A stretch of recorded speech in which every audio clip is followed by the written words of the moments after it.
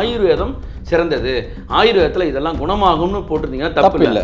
நிரந்தர குணம்னு போட்டது ஃபஸ்ட்டு தப்பு. இன்னொன்று, எப்பயுமே நீங்கள் ஒரு காம்படிட்டரையோ எளிமையாக மாற்றக்கூடாது. ஆக்சுவலாக வந்து ஹாஸ்பிட்டல்ஸ் வந்து அட்வர்டைஸே பண்ணக்கூடாது, டாக்டர்ஸ் வந்து அட்வர்டைஸே பண்ணக்கூடாது. இதுதான் லா, அந்த ஆக்ட் வந்து அதுதான் சொல்லுது. மருத்துவம் போலின்னு சொல்லக்கூடாது, போலி மருத்துவம் இருக்கலாம். அதாவது எப்படின்னா, ஒரு டாக்டர் வந்து போலியாக இருக்கலாம், ஆனால் அந்த மருத்துவம் போலி கிடையாது. பெரிய கம்பெனி, ஒரு கிட்டத்தட்ட அவரும் ஒரு பிரம்மாண்டமான ஒரு நிறுவனம் டர்ன் ஓவர் பண்ணக்கூடிய கம்பெனியோட தலைவராக இருந்தாலும் இந்த இதுக்கு மாட்டிக்கிட்டார்ல. என்ன ஹேம், இப்போ பார்த்தீங்கன்னா நமக்கு ஒவ்வொருத்தருமே இந்த ஹெல்த் கான்ஷியஸாக எல்லாருமே இந்த உலகத்தில் எல்லாமே ஆகிட்டாங்க. அதுக்கு அடிப்படையில் அந்த ஹெல்த்தை இம்ப்ரூவ் பண்ணுற பேருடைய நிறைய கம்பெனிஸும் வந்துருச்சு. நிறைய கம்பெனி உண்மையாக சக்ஸஸ்ஃபுல்லாக நடத்திட்டு இருக்காங்க. ஆனால் ஒரு சிலர் செய்யக்கூடிய ஒரு சில தவறான அட்வர்டைஸ்மெண்ட்டு இதனால வந்து பெருசாக மாட்டிக்கிறாங்க. அதில் இன்னைக்கு டேட்டுக்கு ரொம்ப நம்ம ஆச்சரியமாக ஒரு முக்கியமாக கண்ணு முன்னாடி பார்த்தது இந்த பதஞ்சலி. அதை பற்றி பேசலாம். இந்த பதஞ்சலி என்ன பண்ணுறாருன்னா, பதஞ்சலி வந்து அவர் வந்து யோகா அதுதான் ஃபஸ்ட்டு பண்ணிட்டு இருந்தார். அதுக்கப்புறம் ஆயுர்வேதிக் பிஸ்னஸில் புரிஞ்சிச்சு அவருக்கு, இது பெருசாக பண்ணலாம். ஏன்னா எப்போவுமே வந்து எப்போ ப்ராடக்ட் லான்ச் பண்ணுவாங்கன்னா, அவங்களுக்கு ஒரு ஃபாலோவர் இருக்க ஆரம்பிச்சிட்டாங்கன்னா என்ன பண்ணுவாங்கன்னா, ப்ராடக்ட் இன்ட்ரடியூஸ் பண்ண ஆரம்பிச்சிருவாங்க. இது வந்து எல்லா இடத்துலையும் இருக்கிறது தான், எல்லா பிஸ்னஸ் ரேட்டில் பேசியிருக்கோம். எக்ஸாக்ட்லி. ஸோ ஒருத்தருக்கு வந்து ஃபாலோவர்ஸ் இருந்தாலே அந்த ஃபாலோவர்ஸை வச்சுட்டு நம்ம எப்படி பிஸ்னஸ் பண்ணலாம்னு யோசிக்கிறது வந்து எல்லாருமே பண்ணுறது தான். அது ஒரு ட்ரைபு. ஆமாம், ட்ரைப் அது. ஸோ அப்படி இருக்கும்போது இவர் என்ன பண்ணார்னா, நிறைய ஃபாலோவர்ஸ் இருக்காங்க. அப்போ என்ன பண்ணுறது, ஆயுர்வேதிக் ப்ராடக்ட் லான்ச் பண்ணால் ஒரு நல்ல ஐடியா தான் அது. ஆயுர்வேதிக் ப்ராடக்ட் லான்ச் பண்ணான்னு சொல்லிட்டு லான்ச் பண்ணுறாரு. அப்புறம் வந்து நிறைய ப்ராடக்ட் லான்ச் பண்ணார். சோப்புலேருந்து, ஷாம்புலேருந்து, அப்புறம் வந்து மாத்திரை கீத்திரை எல்லாம் லான்ச் பண்ணிட்டார். இல்லை என்ன ஆச்சுன்னா, இந்த மாத்திரை மெடிசன்ஸ்ன்னு வரும்போது, ஆயுர்வேதிக் மெடிசன் வரும்போது தான் பிரச்சனை வருது. என்ன இப்போ வருதுன்னா, இவர் பாட்டுக்கு வந்து ஆட் போட்டே இருக்கார். அது ஒன்றும் ப்ராப்ளம் கிடையாது. ஆனால் ஆடில் என்ன பண்ணுறாருன்னா, பெர்மனன்ட் க்யூர், பர்மனன்ட் ரிலீஃபு, உங்கள் ப்ராப்ளம் டயபெட்டிஸ் ப்ராப்ளத்தை நான் சால்வ் பண்ணுறேன் அப்படின்னு போட்ட மாதிரி ஆட் போட்டுகிட்டே வந்தார். இது வந்து IMA வந்து என்ன பண்ணுதுன்னா, நோட்டீஸ் அனுப்புகிறாங்க, இந்த மாதிரி பண்ணக்கூடாது. ஏன்னா பர்மனன்ட் க்யூரே கிடையாது டயபெட்டிஸ்க்கு. அவன் கரெக்டாக உண்மையாக சொல்கிறான், அலோபதியில் இல்லைன்னு சொல்லிட்டு. அவன் இல்லைன்னு போட்டுகிட்டே இருக்கான். அப்புறம் என்ன ஆச்சுன்னா, இன்னொரு ஆட் ஒன்று கொடுத்துட்றாரு. என்னென்னா, don't believe misconception about the allopathy medicines. அதாவது இந்த அலோபதி டாக்டர்லாம் உங்களை என்ன தான் சொல்லி ஏமாத்துறாங்கன்னு சொல்லிட்டு ஒரு பெரிய ஆடு போடுறாரு. அதுதான் வந்து என்ன ஆச்சுன்னா, வினையாயிடுச்சு அவருக்கு. என்ன பண்ணுறாங்கன்னா, IMA வந்து கோர்ட்டில் கேஸ் ஃபைல் பண்ணுறாங்க. கோர்ட் என்ன பண்ணி நோட்டீஸ் அனுப்புது, இது மாதிரி பண்ணாதீங்க. ஃபஸ்ட்டு கோர்ட் வந்து வான் தான் பண்ணும், உடனே வந்து ஆக்ஷன் எடுக்க மாட்டாங்க. ஃபஸ்ட்டு வந்து கோர்ட் வந்து நோட்டீஸ் அனுப்புது. அந்த நோட்டீஸ் இக்னோர் பண்ணுறாரு. இக்னோர் பண்ணிட்டோன்னா என்ன பண்ணுறா, ஸ்ட்ரிக்டாக கோர்ட்டுக்கு கூப்பிட்டு நீங்கள் வந்து ஒரு அப்பாலஜி ஸ்டேட்மெண்ட்டு அனுப்பணும்னு சொல்லிட்டு, இவர் என்ன பண்ணுறாருன்னா, அப்பாலஜி வந்து ஒரு குட்டியாக, அதாவது காணவில்லைன்னு போடுவாங்கள்ல, காணவில்லை, டெத் ஆனிவர்சரி, அந்த மாதிரி வந்து ஒரு குட்டியாக ஆட் போடுறாரு. மறுபடியும் சுப்ரீம் கோர்ட்டு கூப்பிட்டு வந்து வான் பண்ணுது. நீங்கள் வந்து ஆட் வந்து உங்கள் ப்ராடக்ட் பண்ணும்போது ஃபுல் பேஜ் கொடுக்குறீங்க, அதனால் அதே சைஸில் வந்து அப்பாலஜி லெட்டர் வேணும்னு சொல்லிட்டு போட சொல்கிறாங்க. இதில் என்ன தெரிஞ்சிக்க வேண்டிய விஷயம்னா, நீங்கள் வந்து அட்வர்டைஸ்மெண்ட்ன்றது ஒரு beautiful way of communicating your product or services. ஆனால் பண்ணும்போது ப்ரொமோட்டிங் த ப்ராடக்ட். எக்ஸாக்ட்லி. இதில் வந்து ட்ரக்ஸ் அண்ட் ரெமிடிஸ் ஆக்ட் இருக்க ரொம்ப ஸ்ட்ரிக்டான ஆக்ட் அது வந்து ஆக்சுவலாக வந்து ஹாஸ்பிட்டல்ஸ் வந்து அட்வர்டைஸே பண்ணக்கூடாது, டாக்டர்ஸ் வந்து அட்வர்டைஸே பண்ணக்கூடாது. இதுதான் லா, அந்த ஆக்ட் வந்து அதுதான் சொல்லுது. FSSAயுமே வந்து அவங்க என்ன பண்ணுறாங்கன்னா, நீங்கள் உணவுப் பொருள் வந்து மருத்துவ குணம் உள்ளது அப்படிலாம் பண்ணக்கூடாது, இதை க்யூர் பண்ணணும்னு உணவுப் பொருளை சொல்லக்கூடாது. ஸோ மிஸ்கன்செப்ஷன் கிரியேட் பண்ணக்கூடிய எந்த ஒரு ஆடு கொடுக்கணும் தான் அதோட இது. இதில் இன்னும் ஸ்ட்ராங் என்னதுன்னா, காம்படிஷன் கமிஷன் ஆஃப் இந்தியான்னு ஒன்று இருக்குது, CCIன்னு சொல்லுவாங்க. அவங்க வந்து இந்த மாதிரி ஆட்லாம் பார்த்துட்டே இருப்பாங்க. நீங்கள் உங்கள் ஆட்னால ஏதாவது ஒரு ஆபத்து வந்துச்சுன்னா அதுக்கு அவங்க ஆக்ஷன் எடுக்கலாம், CCI அந்த மாதிரி. ஸோ இப்போ என்ன பதஞ்சலி என்ன ஆயிடுச்சுன்னா, இவர் வந்து கொரோனா வரும்போது கொரோனிலன்னு ஒன்று ரிலீஸ் பண்ணார், கொரோனா க்யூர்னு சொல்லிட்டு. இது வந்து மக்கள் வந்து ஃபாலோவர்ஸ் என்ன பண்ணாங்கன்னா, நம்ம பாபா சொல்கிறாருன்னு சொல்லிட்டு எல்லாம் இப்போ வாங்க ஆரம்பித்தாங்க. ஆனால் என்ன ஆச்சுன்னா, அது வந்து சைடு எஃபெக்ட்டு, இந்த மாதிரி விஷயங்கள்லாம் கொஞ்சம் கொஞ்சமாக வெளியே வந்துட்டு இந்த ஆட் வந்து மிஸ்லீட் பண்ணுன்னு சொல்லிட்டு இப்போ வந்து எல்லா ப்ராடக்ட்டையும் வந்து அவங்க வந்து ஸ்டாப் பண்ணுறாங்க. FMCG வந்து கிட்டத்தட்ட வந்து எவ்வளோ $1 பில்லியன் வேல்யூவேஷன் போயிடுச்சு. யூனிலிவரோட காம்படிட்டர், டைரக்ட் காம்படிட்டர், ITCயோட டைரக்ட் காம்படிட்டராக இருந்தவங்க இருக்காங்க. ஒரு விஷயம் நம்ம புரிஞ்சிக்க வேண்டியது, கண்டிப்பாக ஆயுர்வேதிக்கில் நிறைய குணங்கள் நடக்குது. இல்லை வந்து மருத்துவ விஷயம், அதாவது இது ஆயுஷ்ன்னு வச்சுருக்காங்க. இந்த கான்செப்டை எப்படி பார்க்கலாம் அப்படின்னா, நீங்கள் ஒரு ப்ராடக்ட் கொடுக்குறீங்க, நம்ம பதஞ்சலி நம்ம போற்றி பாராட்டியிருக்கோம். ஏன்னா எவ்வளோ பெரிய விஷயம், நேச்சரான விஷயங்களை கொண்டு தராங்கன்னு. இதனால் என்ன ஒரு பெரிய விளைவுகள் நடந்ததுன்னா, பெரிய companies, international company, multinational company எல்லாமே வந்து இந்திய ஆயுர்வேதம் கலந்து பேஸ்டெல்லாம் விற்க ஆரம்பிச்சிட்டாங்க.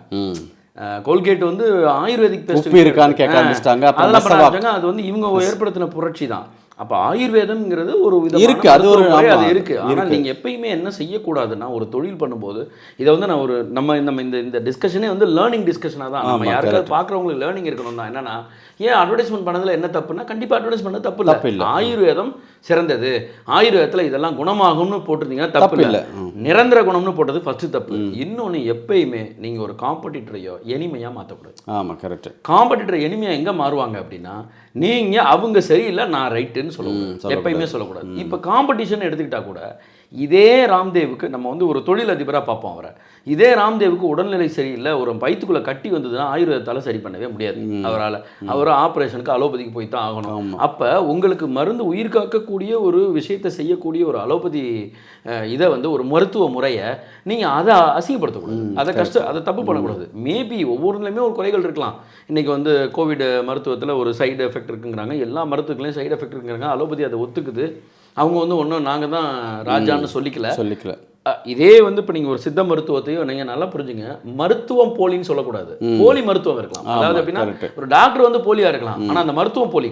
அதே மாதிரி ஆயுர்வேதிக் நிறைய நல்ல விஷயங்கள் இருக்கு, ஆனால் போலி மருத்துவர்கள் இருக்காங்க. சித்தாலையும் போலி மருத்துவர்கள் இருக்காங்க. நல்ல எனக்கு நல்ல சித்த மருத்துவம் முழுமையாக உணர்ந்து அறிஞ்சு ப்ராக்டிஸ் பண்ணுற டாக்டர்ஸ்லாம் இருக்காங்க.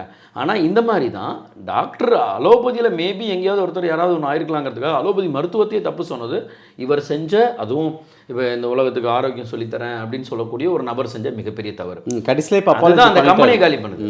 கம்பெனியோட நீங்கள் நான் இந்த பாயிண்ட் ஆஃப் வியூவில் பாருங்களேன், ஒரு கம்பெனியில் இதை நம்பி வேலைக்கு வந்தவங்க எத்தனை பேரோட வாழ்க்கை போகுது. பட் எல்லாம் எல்லாம் சொல்கிறாங்கன்னா, இது வந்து அலோபதி மெடிசன்ஸ் அவங்க மெடிசன்ஸ் வந்து பெருசாக விற்காமல் போயிடுன்ற பயத்தில் இது பண்ணது அப்படின்னு சொல்கிறாங்க. அது ஒரு கான்ட்ரவர்சியும் போயிட்டு இருக்கு. வந்து இந்த ஐஎம்ஏ வந்து கொஞ்சம் அந்த சுப்பீரியாரிட்டியாக சில விஷயங்களை செய்கிறத நம்ம எல்லா இடத்துலையும் பார்க்குறோம்.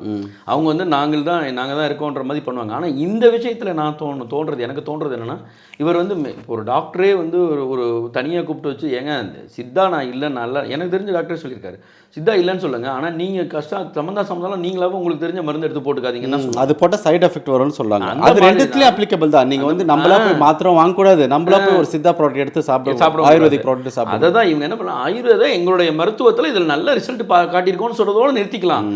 டாக்டர்ஸ் உங்களை எப்படி ஏமாத்துறாங்க, அலோபதி உங்களை ஏமாத்துது அப்படின்னு சொல்கிறது வந்து தவறான மருத்துவ முறை. அப்போ நீங்கள் என்னன்னா, நீங்கள் அப்போ அது பக்கமே போக மாட்டீங்களா? அது தப்பு தான். அப்போ அது செஞ்சது மிகப்பெரிய தவறு அவர் செஞ்சது. அப்போ என்னன்னா, இதை நான் எப்படி புரிஞ்சுக்கிறேன்னா, இப்போ அவர் அவ்வளோ பெரிய ஒரு பெரிய கம்பெனி, ஒரு கிட்டத்தட்ட அவரும் ஒரு பிரம்மாண்டமான ஒரு நிறுவனம் டர்ன் ஓவர் பண்ணக்கூடிய கம்பெனியோட தலைவராக இருந்தாலும் இந்த இதுக்கு மாட்டிக்கிட்டார்ல, இப்போ லால போய் மாட்டுறாருல. உங்கள் நிறுவனம் ஒரு சின்ன நிறுவனம் இந்த மாதிரி பண்ணால் என்ன ஆவாங்க? ஸோ இதில் முக்கியமாக வந்து இது பத்தஞ்சலியோட நிற்காம அட்வர்டைஸ்மெண்ட் பண்ணும்போது நீங்கள் ரொம்ப ஜாக்கிரதை. டிஸ்கஷன்லேயே யாரோ தப்பு பண்ணியிருக்காங்க. ஸோ அது பேக் ஃபயர் ஆகும். ஃபார் எக்ஸாம்பிள் நிறைய இப்போ வந்து பத்தஞ்சலி பண்ணியிருக்கேன் நிறையா. ஃபார் எக்ஸாம்பிள் ஒரு ஆடு வந்து இந்த கேட்பெரி தெரியும் உங்களுக்கு, கேட்பெரி வந்து ஒரு நல்ல விஷயத்துக்காக தான் அவங்க பண்ணாங்க. ஆனால் வந்து அதில் வந்து அந்த கேட்பெரியோடைய ஒரு ஷாப்கீப்பர், எல்லாருக்கும் கேட்பெரி ஈவன் சாதாரண மக்களும் சாப்பிட்றதுக்கு ஒரு கேம்பெயினில் வந்து ஒரு ஷாப்கீப்பர் வந்து தாமோதரன் பேர் இருக்கும். அது தாமோதரன்றது நம்மளோட பிரைம் மினிஸ்டர் நரேந்திர மோடியோடைய அப்பா பேர். அதனால தான் அது பண்ணாங்கன்னு சொல்லிட்டு அது ஒரு கான்ட்ரவர்சி ஆச்சு. அதுக்கப்புறம் கல்யாண் தான். ஸோ அது வந்து ஒரு எப்பவுமே வந்து கல்யாணம் ஆச்சுன்னா பெண்ணை தான் வந்து தானமாக கொடுப்பாங்க இல்லையா, கன்னிகா தானம்னு சொல்லுவாங்க. அதுதான். ஸோ அது வந்து ஒரு மன்யவர் ஆட் வந்து என்ன பண்ணுச்சுன்னா, ஏன் பொண்ணை தான் கொடுக்கணுமா, ஆம்பளையை கொடுக்கலாம் அப்படின்னு சொல்லிட்டு, ஏன் நீங்கள் வந்து மேலே தானம் இது பண்ணக்கூடாதா, மேலே ஃபேரன்லோடைய அதாவது ஃபேரன்ன்ற வேர்டே யூஸ் பண்ணக்கூடாதுன்னு சொல்லிட்டாங்க. இப்போ அதனால தான் பியூட்டி, இப்போ வெள்ளையா இருந்தால் அழகா அப்படிங்கிற பிரச்சனை. ஸோ இதில் என்னென்ன பத்தஞ்சலி ஒரு இதில் என்ன போட்டிருந்தாருன்னா, ஸ்கின் எயில்மெண்ட்ஸ் லைக் டார்க் ஸ்கின்னு போட்டார் அந்த ஆடில். அது இருக்கும். நீங்கள் டார்க் ஸ்கின் வந்து எயில்மெண்ட் கிடையாது இல்லையா, டார்க் ஸ்கின் வந்து ஒரு காம்ப்ளெக்ஷன், ஒவ்வொருத்தருக்கும் ஒரு காம்ப்ளெக்ஷன் இருக்கும். அது வந்து தவறு. அதனால தான் ஃபேர் அண்ட் லவ்லி என்ற வேர்டே வந்து யூஸ் பண்ணக்கூடாதுன்னு சொல்லிட்டு பேன் பண்ணிட்டாங்க. இப்போ ஃபேர் அண்ட் லவ்லின்ற வேர்டு இருக்காது இப்போ. ஸோ அது வந்து அதனால ஒரு அட்வர்டைஸ்மெண்ட் பண்ணுறீங்கன்னா அதாவது ஒயிட்னிங் ஸ்கின் வந்து ஒயிட்ன் ஆகுன்ற மாதிரி இருக்காது. அந்த பிராண்ட் நேம் இருந்துக்கலாம், ஃபேர் அண்ட் லவ்லி ஃபேர் எவர்லாம் இருக்குது. பட் அது என்ன பண்ணுங்கிறதுக்கு வந்து என்னன்னா ஸ்க்ரீன் லோஷன் ஆக்கிட்டாங்க. ஆமாம், அது வந்து ஃபேர்னஸ் க்ரீம் கிடையாது, பேர் ஃபேர்னஸ் க்ரீம் யூஸ் பண்ணக்கூடாதுன்ட்டாங்க. அது வந்து ஸ்கின் மாய்ஸ்சர் க்ரீம் அந்த மாதிரி எப்படி யூஸ் பண்ணிக்கலாம். ஸோ அதனால் வந்து கம்பெனிஸ் வந்து ஒரு அட்வர்டைஸ்மெண்ட் பண்ணுறீங்கன்னா அந்த அட்வர்டைஸ்மெண்ட் மூலிமா யாருக்காவது ஹர்ட் ஆகுமான்னு பார்க்கணும் ஃபஸ்ட்டு. ஏதாவது சென்டிமெண்ட் அஃபெக்ட் ஆகுது காம்படிட்டரையோ இல்லை ஒரு இந்த முறை இல்லாமல் இன்னொரு முறை ஒன்று இருக்குது. இப்போ ஃபார் எக்ஸாம்பிள் ஆண்ட்ராய்டு ஃபோனை விளம்பரப்படுத்துகிறவங்க ஆப்பிள் மோசம்னு விளம்பரப்படுத்தினா தேவையில்லாத வேலை அது. ஓகே, நான் இன்னொரு பர்ஸ்பெக்டிவ் நான் யோசிக்கிறேன். இந்த கன்சூமர் பர்ஸ்பெக்டிவ் வந்து எல்லா ஆடும் நம்பி நீங்கள் வந்து அதே மாதிரி இதுவும் பண்ணாதீங்க. இப்போ வந்து ரீசெண்டாக நம்ம நியூஸில் பார்த்துருவோம், குவிக் கேஷ்னு சொல்லிட்டு ஒரு ஆப்பில் வந்து கடன் வாங்கி ஒருத்தர் வந்து ஒரு மாணவன் புதுப்பேட்டையிலேருந்து ஒரு அது கிட்டத்தட்ட நம்ம ஒரு எபிசோடே பேச வேண்டிய விஷயம். ஆமாம், அது பேசணும். அப்புறம் வந்து ஒரு காலத்தில் பேப்பர் நம்பி டிவி ஆடை பார்த்துட்டு நிறைய தவறான டெசிஷன் கன்சியூமர்ஸ் எடுத்துருக்காங்க. அது இப்போ வந்து டிஜிட்டலாக மாறிடுச்சு எல்லாமே.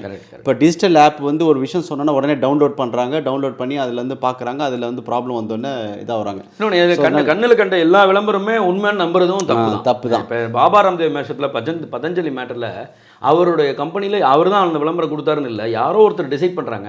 அப்போ வந்து இவரை குஷிப்படுத்தணுங்கிறதுக்காக இப்படி விளம்பரம் கொடுத்து கடைசியில் மாட்டினது அவர் தான். ஏன்னா ஓனர் தான். ஆனால் இவர் டிசைட் பண்ணியிருப்பாருன்னு கூட நமக்கு தெரியாது. இதெல்லாம் நடக்குது, பண்ணிக்கலாம் அப்படின்னு நினச்சி பண்ணும்போது அது எவ்வளோ பெரிய இம்பாக்ட் ஏற்படுத்தும்னு தெரிஞ்சுக்கணும். ஸோ எந்த நிறுவனமாக இருந்தாலும் காம்படிட்டரையோ இல்லை வேற ஒரு டெக்னாலஜியோ நீங்கள் பயன்படுத்துறத விட வேற ஒரு டெக்னாலஜியோ மோசம்னு சொல்லி நம்ம மேலே போகணும். எக்ஸாக்ட்லி, நம்ம யார் பெஸ்ட், நம்ம எதில் பெஸ்ட்டுன்னு சொல்கிறது தான் உண்மையான நல்ல ஒரு படிப்பினை இந்த விஷயத்தில் நம்ம கற்றுக்கணும். எக்ஸாக்ட்லி. அதே மாதிரி வந்து ஒரு ஆட் ஏஜென்சி, ஒரு கிரியேட்டிவ் ஏஜென்சி உங்களுக்கு ஆட் கான்செப்ட் தராங்கன்னா அந்த ஆட் கான்செப்ட் வந்து உங்களுடைய இந்த ஆக்டுக்கு ஏற்ற மாதிரி இருக்கா, அதில் ஏதாவது மிஸ்லீடிங் இன்ஃபர்மேஷன் போதா, இல்லை வந்து யாராவது ஹர்ட் பண்ணுற மாதிரி ஒரு இன்ஃபர்மேஷன், ஒரு யாரோட சென்டிமெண்ட்டாக இருக்கலாம், அது அவங்களோட பிலீஃபாக இருக்கலாம், அதெல்லாம் ஹர்ட் பண்ணுற மாதிரி போகிறது கண்டிப்பாக பார்க்கணுன்றது. ஏன்னா சில பேர் ஆட் வைரல் ஆகணுன்றக்கா கான்ட்ரவர்சியாக பண்ண பார்ப்பாங்க. அது வந்து சில பேருக்கு பிடிக்க ஆரம்பிக்கும். ஆனால் அது ஒரு ரிசல்ட்டாக வரும்போது, அது அவுட்புட்டாக வரும்போது பெரிய பாதிப்பு உருவாக்கும். அதனால் வந்து ஒரு அட்வர்டைஸ்மெண்ட் வந்து you should put the creativity but don't put the கான்ட்ரவர்சின்றது. இதில் இன்னொரு முக்கியமான விஷயம், ஒரு சும்மா ஜெயிலில் போட்டுருவாங்க அப்படிங்கிறதோட நிறுவனமே அடிவாங்கும். ஆமாம், நஷ்ட ஈடு கேட்டாங்கன்னா கொடுக்க முடியாத நிலைமைக்கு போகும். எக்ஸாக்ட்லி. அதனால் வந்து இந்த மாதிரி நிறைய பிஸ்னஸ் விஷயங்களை கேட்க பார்க்க அவதார் லைவ் சேனலில் சப்ஸ்கிரைப் பண்ணுங்கள், லைக் பண்ணுங்கள், கமெண்ட் பண்ணுங்கள், கண்டிப்பாக ஃப்ரெண்ட்ஸ்க்கெல்லாம் ஷேர் பண்ணுங்கள். தேங்க்யூ.